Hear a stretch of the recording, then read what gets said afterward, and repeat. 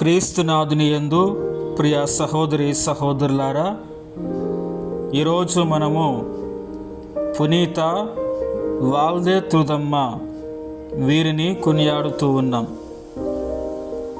వాల్దే తుదమ్మ ప్రత్యేకత ఏమిటంటే, ఈమె తల్లిదండ్రులు, ఒక సోదరి, ఆమె భర్త మరియు తమ నలుగురు సంతానము కూడా అందరూ గొప్ప క్రైస్తవ జీవితం జీవించి సేవించి పునీత పట్టం పొందినవారే.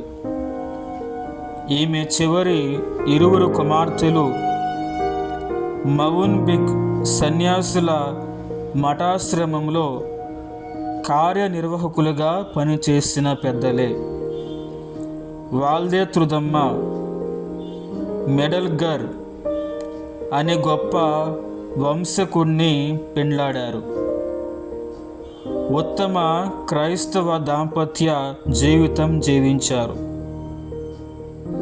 మెడల్డర్ హమవుంటు గ్రామంలో ఒక సన్యాసుల మఠాశ్రమాన్ని నెలకొల్పారు.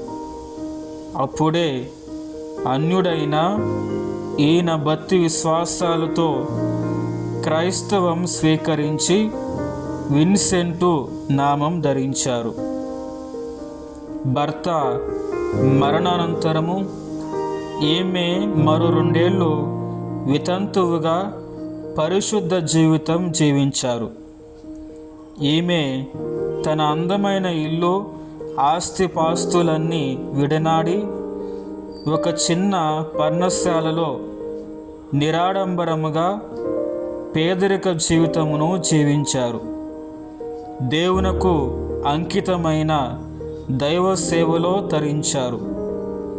కెయులియు పేరుతో ఒక కాన్వెంటును మోన్సు పట్టణంలో స్థాపించారు.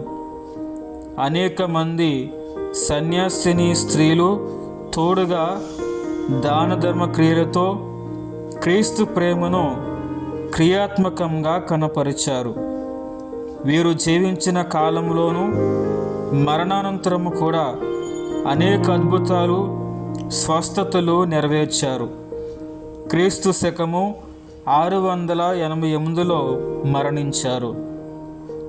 ధ్యానాంశం: మనం ఆదివారం క్రైస్తవులముగా కాకుండా అనుదినము క్రైస్తవులుగా ఉండాలి. ఆదివారం రోజు సంపూర్తిగా దివ్య పూజ, ప్రార్థన, దైవ వాక్యార్చన మరియు ప్రభు సేవకే అంకితం కావాలి. పునీత వాల్దే తుదమ్మ మా కొరకు, మా కుటుంబాల కొరకు ప్రార్థించండి.